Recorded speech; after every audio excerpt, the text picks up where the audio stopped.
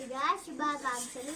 ప్రతి సంవత్సరం ఉగాది పండుగను చైత్ర మాసంలో జరుపుకుంటారు. ఉగాది రుచులు: పులుపు, ఉప్పు, తీపి, వగరు, చేదు, కారం. అందరికీ